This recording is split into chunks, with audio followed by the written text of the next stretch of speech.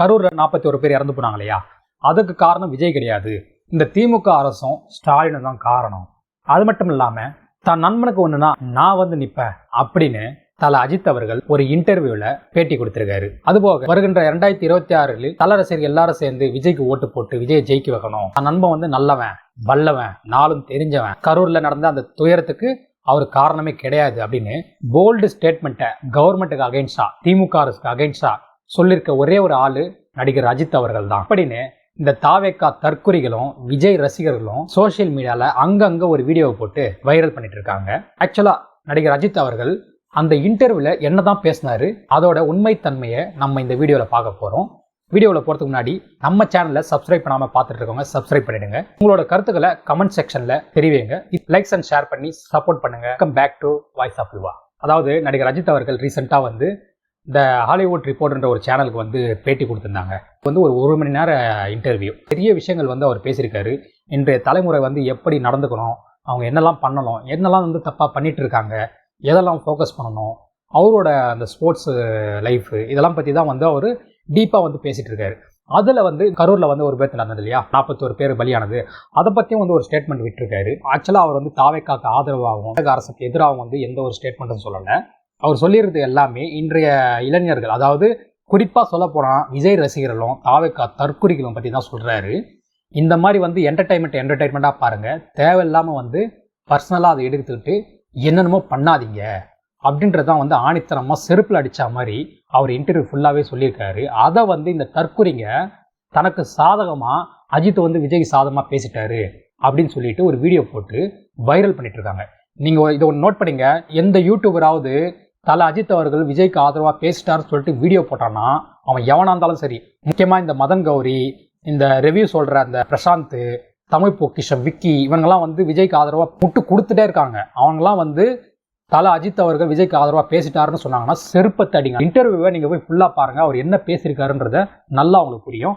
அதை நம்ம ஃபுல்லாகவும் பார்த்துருவோம். அதாவது ஃபர்ஸ்ட் வார்த்தையாக அவர் ஒன்று சொல்கிறாருங்க, ஃபேம் இஸ் த ட்ரக், அது எனக்கு வேணாம், அது தேவையில்லை. அதாவது செலிபிரிட்டின்னு அவர் ஃபேமஸாக இருக்கார் இல்லையா, தனக்கு ஃபேன்ஸ்லாம் இருக்காங்க இல்லையா, அது வந்து ஒரு ட்ரக்ஸ் மாதிரி, அது அடிக்ட் ஆகிடுவோம். அதில் அடிக்ட் ஆகிட்டா வந்து அதுலேருந்து வெளியே வர முடியாது, அது எனக்கு தேவையில்லை, அதுலேருந்து நான் வெளியே வந்துடுறேன். அதனால தான் வந்து ரசிகர் மன்ற கலைச்சிட்டேன். ஸோ என்ன வந்து தலை விட வேணாம், அல்டிமேட் ஸ்டார் எந்த பட்டங்களும் வைக்க வேணாம்னு சொல்லிட்டு நான் அதை விட்டு வெளியே வந்துட்டேன். இதெல்லாம் எனக்கு வந்து என்னோட ஃபேமை வந்து ஸ்பாயில் ஆகும்னு எனக்கு தெரிஞ்சாலும் பரவாயில்ல, ஆஸ் எ ஹியூமன் பீயிங்காக நான் பர்ஃபெக்டாக வாழணும்னு நினைக்கிறேன், அதை தான் வந்து ஃபாலோ பண்ணுறேன் அப்படின்னு தெள்ள தெளிவாக வந்து ஒரு ஸ்டேட்மெண்ட்டை சொல்லியிருக்காரு.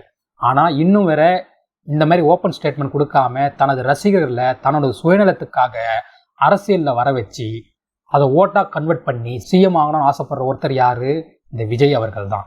இந்த விஜய் அவர்களை தான் வந்து இன்டைரக்டாக அவர் சொல்கிறாரு, ஃபேமஸ் இஸ் த ட்ரக், எனக்கு அது வேணாம், நான் அதை யூஸ் பண்ணிக்க விரும்பலை அப்படின்னு ஓப்பன் ஸ்டேட்மெண்ட்டாக சொல்லியிருக்காருங்க. அதுக்கு அடுத்தபடியாக இதுதாங்க முக்கியமான ஸ்டேட்மெண்ட்டு. அவர் என்ன சொல்லியிருக்காருன்னா, இது கரூரில் நடந்த அந்த சம்பவம் விபத்துன்றது இண்டிவிஜுவல் பர்சனை வந்து நம்ம ரெஸ்பான்சிபிலிட்டி சொல்ல முடியாது, காரணம் சொல்ல முடியாது, we all are the responsibility அப்படின்னு ஒரு ஸ்டேட்மெண்ட்டை சொல்லியிருக்காரு. அதாவது அவர் வந்து எங்கேயுமே விஜய் வந்து இதுக்கு காரணம் கிடையாது, முக ஸ்டாலின் தான் காரணம், தமிழக அரசு தான் காரணம் அப்படின்லாம் சொல்லிங்க. அவர் சொன்னது என்ன ஸ்டேட்மெண்ட் என்ன, ஒரு இண்டிவிஜுவல் பர்சனை வந்து இதை காரணம் காட்டாதீங்க, இது காரணம் நாம எல்லாருமே தான்.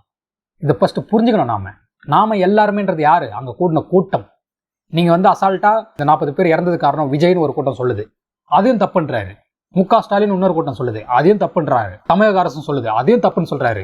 ஒரு போலீஸ் தான் வந்து தகுந்த பாதுகாப்பு கொடுக்கல, அதையும் தப்புன்னு சொல்கிறாரு. இந்த மாதிரி வந்து அடுத்தவங்களை வந்து காரணம் காட்டாதீங்க, நாம தான் ஃபர்ஸ்ட் காரணம். அங்கே கூட்டம் கூடிச்சுன்னு தெரியுது இல்லையா, அவ்வளோ கூட்டம் கூட்டினா நம்மளும் போய் அந்த கூட்டத்தில் நின்னா இன்னும் க்ரௌடு வந்து இன்க்ரீஸ் ஆகும் தெரியும், மூச்சு திணறும் தெரியும். முன்னால் இருக்கணும் போய் நம்ம அழுத்துனா அவன் வந்து மூச்சு திணறுவான் தெரியும், அவன் கீழே விழுந்துட்டான், அவன் நெஞ்சு மேலே ஏறி நின்னா அவன் செத்துருவான் தெரியும். அப்படி இருந்தும் நம்ம என்ன பண்ணுறோம், போய் நிற்கிறோம், கூட்டம் கூடுறோன்னு தெரிஞ்சு நிற்கிறோம், அவன் மேலே ஏறி நிற்கிறோம், அவன் தொண்டை மேலே மிதிக்கிறோம், அப்படியே ஒரே இடத்துல போயிட்டு அழுத்துறோம். இது எல்லாமே பண்ணுறோம். பண்ணிட்டு இறந்து போன அப்புறம் என்ன, சச்சோ இறந்து போயிட்டாங்க, இதுக்கெல்லாம் காரணம் விஜய், இதுக்கெல்லாம் காரணம் முக ஸ்டாலின், இதுக்கெல்லாம் காரணம் கவர்மெண்ட்டு. நீங்கள் எப்போ ரெஸ்பான்சிபிலிட்டி எடுத்துக்க போகிறீங்க? நடிகர் வரானா அவனை பார்க்க ஓடிடுவீங்களா? என் வீட்டில் இருந்து பாருங்கள், டிவியில் பாருங்கள், தூரம் நின்று பாருங்கள். அதெல்லாம் பண்ண மாட்டேன். நான் வந்து ஓடி போவேன், நான் போய் கூட்டம் சேருவேன், நான் போய் அழுத்துவேன், நான் போய் தள்ளுவேன், நான் போய் ஒருத்தன் தலை மேலே மிதிப்பேன். இறந்து போனால் அதுக்கு நான் காரணம் கிடையாது, கவர்மெண்ட் காரணம், விஜய் காரணம், ஸ்டாலின் காரணம், இவங்க எல்லாருமே தான் காரணம், நான் காரணம் கிடையாது அப்படின்னு தன்னோட ரெஸ்பான்சிபிலிட்டியை எவனும் ஃபாலோ பண்ணுறதில்ல, தன்னோட ரூல்ஸை யாரும் ஃபாலோ பண்ணுறதில்ல. ஆனால் மற்றவனை மட்டும் குறை சொல்கிறாங்க அப்படின்ற ஒரு ஸ்டேட்மெண்ட்டை போல்டாக சொல்லியிருக்காரு. அதை இந்த தாவேக்கா தற்கொலைகள், அதாவது எனக்கு புரியலைங்க இந்த விஜய் ரசிகர்களும் இந்த தாவேக்கா தற்கொலைகளும். ஆக்சுவலாக மனுஷங்கள்லாம் வந்து மூளை வந்து தலையில் தான் இருக்கும். ஆனால் இந்த விஜய் ரசிகர்களும் இந்த தாவேக்கா தற்கொலைகளும் வந்து மூளை வந்து தலையில் வச்சிடல, அவங்க வந்து பேக் சைடில் வேற ஒரு இடத்துல சொறி வச்சிருக்கானுங்க. அதை எடுத்து தலையில் வச்சு கொஞ்சமாவது யோசிக்கலாம்னா யோசிக்க மாட்டானுங்க. இவங்க என்ன பண்ணுவானுங்க, அவரு சொன்ன நல்ல விஷயம் அறிவுரை அது எல்லாத்தையும் கட் பண்ணிட்டாங்க. கட் பண்ணிட்டு கரூரில் நடந்த சம்பவம் இண்டிவிஜுவல் பர்சன் நாட் ரெஸ்பான்சிபிள் அப்படின்னு சொன்னார் இல்லையா, அந்த ஸ்டேட்மெண்ட் மட்டும் கட் பண்ணி போட்டுட்டு விஜய்க்கு ஆதரவாக வந்து நடிகர் அஜித் வந்து பேசிட்டாரு, தான் நண்பனுக்கு வந்து ஆறுதலாக வந்து பேசிட்டாரு, தான் நண்பனுக்கு ஒன்றுனா வந்து நிற்பாரு, அஜித் ரசிகர் எல்லாம் விஜய்க்கு சப்போர்ட் பண்ணுங்க அப்படின்னு சொல்லிட்டு இஷ்டத்துக்கு வைரல் பண்றானுங்க. அதான் சொல்றேன், இவனுங்க சுயமாகவும் யோசிக்க மாட்டானுங்க. அதுல என்ன உண்மைத்தனம் இருக்குன்னு வந்து பார்க்க மாட்டானுங்க. ஒருத்தன் நல்லது சொன்னாலும் அது காது கொடுத்து கேட்க மாட்டாங்க. இவனுங்க ஜாம்பி மாதிரி மூளை எடுத்து பின்னாடி அங்கே சொருவிக்கிட்டு இஷ்டத்துக்கு எத்தையோ வந்து சோசியல் மீடியாவில் பரவுறது, தப்பான விஷயத்தில் பரப்புறது, ஃபேக் நியூஸை வந்து ஸ்ப்ரெட் பண்ணுறது, அடுத்தவன் வந்து ஆபாசமாக பேசுறது, கமெண்ட் செக்ஷனில் வந்து அசிங்கமாக திட்டுறது, இதுதான் பண்ணுவானுங்க தவிர ஹெல்த்தி ஆர்குமெண்ட்டு, விவாதம் பண்ணுறது, பேசுறதுன்றது எதுவுமே பண்ண மாட்டாங்க. இதுதான் வந்து இவங்க வேலையாக பண்ணிட்டு இருக்காங்க. அதை தான் வந்து அவர் சொல்கிறாரு. இது மட்டும் இல்லாமல் அவர் அடுத்து நிறைய சொல்லியிருக்காரு, அதையும் பார்ப்போம். இந்த இண்டிவிஜுவல் பர்சன் நாட் ரெஸ்பான்சிபிள் சொன்னாரியா, அந்த வார்த்தைக்கு அடுத்து இன்னொரு ஸ்டேட்மெண்ட் சொல்றாரு. இது முக்கியமான ஸ்டேட்மெண்ட். இந்த ஸ்டேட்மெண்ட்டை எந்த விஜய் ரசிகர்களும் தற்கொலையிலும் வந்து வீடியோ போட மாட்டாங்க, அதை கட் பண்ணி தூக்கி போட்டுருவாங்க. ஏன்னா இது அவங்கள பற்றி குத்துறா மாதிரி சொல்லியிருக்கு இல்லையா, அதனால தான் அதை போட மாட்டாங்க. அதை நான் சொல்கிறேன் கேளுங்க. அவர் என்ன சொல்லியிருக்காருன்னா, 1.5 பில்லியன் பீப்புள் இருக்க இந்த கண்ட்ரியில் gathering crowd is not brainer. அதாவது கூட்டம் அதிகமாக இருக்க இந்த கண்ட்ரியில் மக்கள் கூட்டத்தை கூட்டி எனது செல்வாக்கை காட்டுறது, ஏன் பாரு என்னோட ஸ்ட்ரென்த்தை பாரு அப்படின்னு கூட்டுறது புத்திசாலித்தனம் கிடையாது. அதாவது ஒரு புத்திசாலித்தனமான செயல் கிடையாது, அது வந்து ஒரு அறிவாளித்தனம் கிடையாது, மூளை உள்ளவன் செயல் கிடையாது. அந்த மாதிரி கூட்டுறானா அவன் வந்து புத்திசாலி கிடையாது, அவன் ஒரு முட்டாள். அனுபமா சோப்ராவும் வந்து என்ன சொல்லியிருக்காங்கன்னா, அவங்களும் கூட சேர்ந்து அவங்க சொல்றாங்க, it is not a rocket science, it is not a rocket science. அதாவது இது வந்து யாரும் பண்ண முடியாத விஷயம்லாம் கிடையாது. கூட்டம் இவ்வளோ பெரிய கூட்டத்தில் இவ்வளோ பெரிய மக்கள் தொகை இருக்க நாட்டில் வந்து கூட்டம் கூடுறதுலாம் அவ்வளோ பெரிய விஷயம் கிடையாது, அது புத்திசாலித்தனமும் கிடையாது, அறிவிற்கம் வந்து செய்ய மாட்டான் இந்த விஷயத்த அப்படின்னு தெல்ல தெளிவாக ஸ்டேட்மெண்ட் சொல்லியிருக்காரு. இதெல்லாம் யார் இன்னும் பண்ணிட்டு இருக்கா? அவர் எப்பயோ வந்து ரசிகர் மன்றதெல்லாம் கலைச்சிட்டு போயிட்டாரு. என்ன தலை அஜித்தும் கூடாத அப்படின்னு சொல்லிட்டும் போயிட்டார், அட்வைஸ் பண்ணிட்டாரு. ரீசெண்டாக கூட ஏதோ ஒரு கோயிலில் பார்த்துருக்காங்க, தலை அஜித்தும் கத்திருக்காங்க, அமைதியாக இருன்றாரு, கோயில் அமைதியாரு கத்தாது. அவருக்கு தெரியுதுங்க. அவர் ஒரு ஸ்டேட்மெண்ட்டை சொல்கிறாங்க கிளியரா, நான் இந்த விஷயத்தெல்லாம் பண்ணால் என்னோட ஃபேம் வந்து ஸ்பாயில் ஆகும்னு எனக்கு தெரியும், எனக்கு வந்து ஹேட்டர்ஸ் அதிகமாவாங்க, ஏன் ரசிகரை வந்து எனக்கு குறை சொல்லுவாங்க அப்படின்னு தெரியும், ஆனாலும் நான் பண்ணுறேன். ஏன், நான் ஒரு பர்ஃபெக்ட் ஹியூமன் பீங், அதனால நான் பண்ணுறேன். நல்ல மனிதனுக்குரிய உதாரணங்க. நான் இதெல்லாம் யார் ஒன்றும் பண்ணாமல் இருக்கா? நான் ரசிகரை தன்னோட சுயநலத்துக்காக அதை ஓட்டாக கன்வெர்ட் பண்ணி முதலமைச்சர் பதவிக்கு ஆசைப்பட்டு அவங்க 41 பேரை வந்து அங்கே கூட்டம் கூடி இறக்குற அளவு பண்ணிவிட்டு அவங்க போய் வீட்டுக்கு பார்க்காம ஒரு இடத்துல உக்காந்துட்டு அவங்கள கூப்பிட்டு வச்சு ஆறுதல் சொல்கிறன்ற பேரில் என்னென்னமோ பண்ணிட்டு திரியிற இவர் தான் அங்கே வந்து மோசமான ஆள். இவரை தான் வந்து அவர் சுற்றி காட்டியிருக்காரு. இவனுங்க ஆனால் தலைவருக்கு ஆதரவாக பேசிட்டார் சொல்லிட்டு ஸ்டேட்டஸ் போட்டுருக்காங்க. அதுக்கப்புறம் ஒரு போல்டான ஸ்டேட்மெண்ட்டு என்ன சொல்லியிருக்காருன்னா, we all are talking our rights but why not talking our duties. என்ன அர்த்தம் புரியுதுங்களா? நம்ம வந்து என்ன பண்ணுறோம், அரசாங்கத்துக்கு எதிராக நிறைய கேள்விகள் கேட்குறோம். என்னப்பா என் வீட்டு ரோடு மோசமாகுது, ரோடு போக மாட்டேன், கரூரில் 41 பேர் இறந்து போயிட்டாங்க, ஒரு தகுந்த பாதுகாப்பு இல்லை, குறுகிய இடம் கொடுத்துட்டீங்க, இது பண்ணல இது பண்ண மாட்டீங்க, அது பண்ண மாட்டீங்கன்னு மானாவரியான வந்து சோசியல் மீடியாவில் சொல்லி அரசாங்கத்துக்கு எதிராக சொல்கிறோம். அப்படி சொல்கிற நாம ஏன் நம்மளோட டியூட்டிஸ் அப்படின்னா என்ன, நம்மளோட கடமை, அதெல்லாம் ஏன் வந்து பேச மாட்டோம், அதை ஏன் வந்து ஃபாலோ பண்ண மாட்டோம் அப்படின்னு ஒரு கேள்வி சொல்லியிருக்காரு. இன்னும் புரியாத மாதிரி சொல்லணும்னா, பைக்கில் போயிட்டே இருக்கோம், ஒரு போலீஸ்காரர் நிப்பாட்டி என்ன பண்ணார், 100 ரூபாய் லஞ்சம் கேட்குறாரு, கொடுத்துட்றோம். அதை போய் நம்ம என்ன சொல்கிற உடனே லஞ்சம் கேட்குறானுங்க பாரு போலீஸ்காரங்க, எவ்வளோ மோசமானங்க பாரு, இந்த அரசாங்கமே வந்து இதுன்றோம். ஆனால் அதே நாம் ரோட்டில் போகிறப்போ 60க்கு மேலே இந்த ரோட்டில் போகக்கூடாது அப்படின்னா அதை ஃபாலோ பண்ணுறது கிடையாது. அப்போ தான் வந்து 80ல் போவோம். ஹெல்மெட் போட்டு போனோம்னா அதை ஃபாலோ பண்ணுறது கிடையாது, அப்போ தான் ஹெல்மெட் இல்லாமல் போவோம். இந்த இடத்துல எச்சில் துப்பாதுன்னு போட்டிருப்பான், அங்கே தான் போய் எச்சில் துப்புவோம். இங்கே சிறுநீர் கழிக்காதுன்னு போட்டிருப்பான், அங்கே தான் போய் சிறுநீர் கழிப்போம். கூட்டம் கூடாதுன்னா கூட்டம் கூடுவோம், ஃபோட்டோகிராஃப் எடுக்காதுன்னா ஃபோட்டோ எடுப்போம். இதெல்லாம் வந்து நம்ம வந்து சின்ன பேசிக்கான அடிப்படை பேசிக் ஃபண்டமெண்டல்ஸ் அதையே வந்து ஃபாலோ பண்ணுறதில்ல. ஆனால் அரசாங்கத்தை பார்த்து பல கேள்விகள் கேட்குறோம். நாம் சின்னதாக மாற்றினா தாங்க வந்து பெரிய லெவலில் வந்து மாற்றம் உருவாகும். அதுதான் அவர் ஒரு ஸ்டேட்மெண்ட்டாக சொல்லியிருப்பாரு, சுனாமி எங்கே ஆழ்கடலில் மிடில் சின்னதாக வந்து ஒரு அதிர்வு ஏற்படுது, அந்த அதிர்வு தான் வந்து சுனாமியாக வந்து கன்வெர்ட் ஆகுது. ஸோ அது மாதிரி தான் நம்ம ஆரம்பிக்கிற நம்ம ஃபாலோ பண்ணுற சின்ன சின்ன பேசிக்கான ஃபண்டமெண்ட்டில் பண்ணாலே அது கொஞ்சம் கொஞ்சமாக அடுத்த தலைமுறையில் கொஞ்சம் கொஞ்சமாக அது மாறும் அப்படின்ற ஒரு ஸ்டேட்மெண்ட்டை போல்டாக அவர் வச்சுருக்காருங்க. இதுதான் வந்து இங்கே ஒரு பர்ஃபெக்ட் ஹியூமன் பீன்றத அவர் நிரூபிச்சிருக்காரு. இந்த மாதிரி ஆளுங்க வந்து அரசியல் வரணும்னு நினைக்கிறோம். ஆனால் இந்த மாதிரி ஆளுங்க வந்து அரசியல் வரமாட்டாங்க. ஏன் தெரியுமா? அவங்க பர்ஃபெக்டாக இருக்காங்க, அவங்க என்னன்னு தெரியும். அதனால தான் இவங்களாம் அரசியல் வரமாட்டாங்க. ஒரு விஷயத்த சொல்கிறாரு, சினிமா வந்து ஒரு என்டர்டைன்மெண்ட், அதை வந்து என்டர்டைன்மெண்ட்டாக பாருங்கள், அதை பர்சனலாக எடுத்துக்காதீங்க. ஒரு மூவி பார்க்குறீங்களா, அதை என்டர்டைன்மெண்ட்டாக பார்த்துட்டு அடுத்து தூக்கி போட்டுருங்க, அடுத்து போயிடுங்க, உங்களோட வேலையை பாருங்கள். அதை விட்டுட்டு அது பெரிய விஷயமா நினச்சிட்டு ஒரு ஹீரோவை தூக்கி வச்சு கொண்டாடிட்டு இருக்கீங்க அப்படின்னு கேள்வி கேட்டுறாரு. பிடிச்ச ஆக்டரோட படம் வருது, அதுக்காக என்ன பண்ணுறீங்க, ஃபர்ஸ்ட் டேவை போயிட்டு பார்க்குறீங்க. போயிட்டு சும்மா இருக்காமல் சீட்டு மேலே ஏறி நின்று கிழிக்கிறதும் அடித்து ஸ்க்ரீனை வந்து கிழிக்கிறதும் இதெல்லாம் வந்து பண்ணிட்டு வந்து இந்த திரையரங்கத்தையே வந்து நாசம் பண்ணிட்டு வந்துடுறீங்க. ஆனால் அந்த தேட்டரோட ஓனர் பல லட்சம் கொடுத்து கோடி கொடுத்து அந்த திரையரங்கம் கட்டியிருப்பாரு. அவங்கள பற்றி ஒரு துளி யோசிக்கிறது கிடையாது. உங்களுக்கு அப்போ என்ன தோணுதோ, அந்த எனர்ஜியில் என்ன தோணுதோ எதையோ ஒன்று பண்ணிட்டு வந்துடுறீங்க. இதுதான் வந்து அவர் தப்புன்னு சொல்கிறாரு. இதெல்லாம் பண்ணாதீங்க.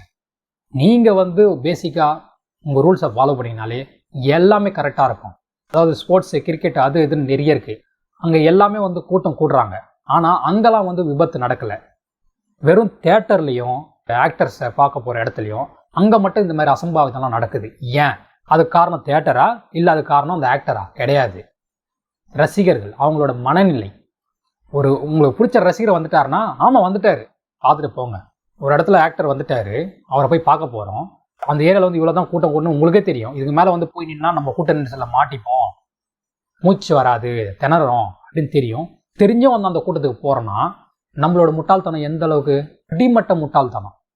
அந்த இடத்துல ஒரு குழந்தைங்களை கூட்டின்னு போகிறது, பெண்மணிகளை கூட்டின்னு போகிறது, காலையிலேருந்து 12 மணிலேருந்து நைட்டு 8 மணி வரையில் சாப்பிடாமல் ஒரு ஆக்டருக்காக வெயிட் பண்ணுறது, இதெல்லாம் என்ன முட்டாள்தனம்? அதான் சொல்கிறாரு. இந்த இன்டர்வியூவில் அவர் ஒரு கேள்வி கேட்பாரு. இந்தியாவில் வந்து ஓட்டு போடுறதுக்கான தகுதி என்ன? 18 வயசு ஆயிரணும். 18 வயசு ஆயிருந்தா தன்னை ஆள போகிற அரசாங்கம் யார் என்று தனக்கு தீர்மானிக்கக்கூடிய அறிவும் பக்குவமும் வந்துவிட்டது. அதனால 18 வயசு ஆனவங்களுக்கு ஓட்டு உரிமை கொடுக்கப்படுது. இதான் மீனிங், ரைட்டா? அப்போது ஒரு 18 வயசான ஒரு பையனோ ஒரு பொண்ணோ தன் ஆள போகிற அரசை வந்து அவன் தீர்மானிக்கலாம். யாருன்னு யோசிச்சு அவனுக்கு வந்து யார் அறிவுரை சொல்லணுமோன்னு கிடையாது. அவனாக வந்து தீர்மானிச்சு அவனாக ஓட்டு போடலாம். இதான் மீனிங் அது, ரைட்டா? ஸோ அப்படி இருக்கும் போது மற்ற எல்லா விஷயத்துக்கும் ஏன் வந்து ஸ்பூன் ஃபீடிங் பண்ணணும்னு எதிர்பார்க்குறீங்க? க்ரை பேபிஸ் மாதிரி ஏன் இருக்கீங்க? எல்லாமே வந்து அரசாங்கமே செய்யணும், எல்லாமே வந்து அரசாங்கம் பண்ணணும், எல்லாமே அவங்க பண்ணிடணும், நீங்கள் என்ன பண்ண போகிறீங்க அப்படின்ற கேள்வி தான் அவர் முன்வைக்கிறார். 18 வயசு ஆயிடுச்சுன்னா வந்து இவருக்கு தான் ஓட்டு போடணும், விஜய்க்கு தான் ஓட்டு போடணும் அப்படின்னு நீங்கள் பேசுகிற நீங்கள் ஏன் வந்து உங்களோட கடமைகளை மறக்கிறீங்க, ரெஸ்பான்சிபிலிட்டியாக இருக்க மாட்டீங்க அப்படின்ற கேள்வி வந்து அவர் முன்வைக்கிறார். ஸ்டேட்மெண்ட் என்ன சொல்கிறாரு? கவர்மெண்ட்டோட primary responsibility to govern the country. அதுக்கு என்ன மீனிங்கு? கவர்மெண்ட்ன்றது கண்ட்ரியோட வளங்கள், எக்கனாமிக், இதெல்லாம் வந்து முன்னேற்றத்துக்காக வந்து செயல்படுவாங்க. அதுதான் வந்து கவர்மெண்ட்டோட பிரைமரி வந்து ரெஸ்பான்சிபிலிட்டி. ஆனால் இந்த ஓட்டு போட்டு ஜெயிக்கிறதுக்கு நாம ஓட்டு போட்டால் மட்டும் அப்படியே எல்லாம் முடிஞ்சது கிடையாது. மீதி ரெஸ்பான்சிபிலிட்டி நம்ம கையில் தான் இருக்குது, தனி மனிதன் கையில் தான் இருக்குது. அதை நம்ம எப்போ பண்ண போகிறோம்? கவர்மெண்ட் மேலே வந்து எல்லா கேள்வியும் கேட்குறோம் தவிர நாம் எப்போ நம்மளோட ரெஸ்பான்சிபிலிட்டி கையில் எடுத்துக்க போகிறோம் அப்படின்ற கேள்வியை ஆணித்தனமாக கேட்டிருக்காரு அந்த interview. Where is the money in the treasury அப்படின்னு ஒரு போல்டு ஸ்டேட்மெண்ட் சொல்லியிருக்காரு. மணி என்ன இதுல ட்ரெஸரி மாதிரி உனக்கு புதையல் மாதிரி கிடைச்சிருமா? இல்லை, எப்படி கிடைக்கும்? ஒரு தனி மனிதன் நான் படித்து முன்னேறி நான் வந்து ஒரு கண்ட்ரிக்கு வந்து நல்ல க்ரோத் கொடுக்கணும், அப்போ தான் என் கண்ட்ரி டெவலப் ஆகும், அப்போ தான் வந்து என் சுற்றி இருக்கவங்க டெவலப் ஆவாங்க. அப்படி தான் டெவலப் ஆகும் தவிர நான் வந்து ஒரு மைக்கை பிடிச்சிட்டு என்ன திமுக அரசு இப்படி செய்யலை, என்ன அதிமுக அரசு செய்யலை, இந்த அரசாங்கம் வந்து எதுவுமே செய்ய மாட்டுது, இலவசமாக எதுவுமே தரமாட்டுது அப்படின்னு எல்லாத்தையும் இலவசம் கேட்குறீங்க, உங்களுக்கு ஸ்பூன் ஃபீடிங் பண்ணுன்றீங்க. கூட்டம் கூட்டினீங்க, கூட்டம் கூட்டினா உங்களுக்கு சாவாங்கன்னு தெரியும், அப்படி இருந்தும் கூட்டம் கூடுறீங்க. ஒரு தியேட்டரில் போய் சீட்டை கேட்குறீங்க, ஒரு நடிகனை பார்க்க போய் சாவுறீங்க. நீங்களாம் என்ன வளர்ந்தவங்க தானே, அறிவு இல்லாதவங்க கிடையாது இல்லை? நீங்களாம் சொன்னால் புரிஞ்சுக்கிற அளவு தானே. உங்களுக்கு ஏன் சொல்லணும்னு எதிர்பார்க்குறீங்க? 18 வயசு ஆயிடுச்சுன்னா வந்து ஓட்ட போகிற தேர்ற நீங்கள் சின்ன சின்ன விஷயத்தையும் வந்து உங்களுக்கு மற்றவங்க சொன்னாதான் வந்து அறிவுரையாக கேட்டுப்பேன் அப்படி பண்ணுவேன்னு நினைக்கிறீங்க. உங்களுக்கா சுயசிந்தனை கிடையாதா அப்படின்ற ஸ்டேட்மெண்ட் தான் அவர் வச்சிருக்காரு. இந்த மாதிரி அவர் நிறைய கேள்விகளை இன்றைய இளைஞர்களை பார்த்து அவர் கேட்டிருக்காரு. இந்த கேள்விகள்லாம் வந்து இந்த விஜய் ரசிகர் எவனுமே காதில் வாங்காமல் விஜய்க்கு ஆதரவாக பேசிட்டாரு, விவேக்காவுக்கு ஆதரவாக பேசிட்டாரு, இனி அவருக்கு தான் ஓட்டு போடணும், தல ரசிகர் எல்லாம் ஓட்டு போடணும் அப்படின்னு முட்டாத்தனமாக வந்து வீடியோ போட்டு வைரல் பண்ணிட்டு இருக்காங்க. இவனில் செருப்பத்தை அடிக்க வேணாம். நம்ம இல்லாத தற்குறி நாய்ங்க இந்த மாதிரி வீடியோலாம் போட்டு ஃபேக் நியூஸை பரப்பிட்டு பண்ணிட்டு இருக்காங்க. அந்த இன்டர்வியூ போய் பாருங்கள், ஃபுல்லாக பாருங்கள். அவ்வளோ ஆணித்தனமாக அவ்வளோ நல்ல நல்ல வார்த்தைகளை அட்வைஸையும் அவர் இந்த இளைஞர்களுக்காக அவர் அவ்வளோ சொல்லியிருக்காரு. ஏன் இந்த நம்ம நாடு வந்து இப்படி ஒரு நிலைமையில இருக்குது முன்னேறாமல் அப்படின்னு மன வருத்தத்தோடு வந்து ஒவ்வொரு ஸ்டேட்மெண்ட்டும் சொல்லியிருக்காரு. அவர் ஃபேஸ்லேயே அந்த ரியாக்ஷன் தெரியுது. அவர் மேலே, இந்த நாட்டு மேலே வந்து அவருக்கு எவ்வளோ பற்று இருக்குது, இந்த இளைஞர்கள் ஏன் இப்படி போகிறாங்க, சீர்கெட்டு போகிறாங்கன்ற எவ்வளோ ஆதங்கம் இருக்குன்னு அவருக்கு அந்த ஸ்டேட்மெண்ட்லேயே தெரியுது, அவர் ஒரு வார்த்தையிலையும் தெரியுது, அவரோட ஃபேஸ் ரியாக்ஷன்லேயே தெரியுதுங்க. அப்படி தான் இந்த இன்டர்வியூ அவர் 1 hour கொடுத்துருக்காரு. அதை போய் பாருங்கள். அவர் சொல்கிற நல்ல கருத்துக்களை மட்டும் ஏற்றுக்கிட்டு இந்த தாவேக்கா தற்கொலைங்க பேசுகிறத வந்து காதில் வாங்காமல் சிந்திச்சே செயல்படுவோம். இதே போல் அடுத்த வீடியோவில் நம்ம பார்ப்போம். பாய் பாய்.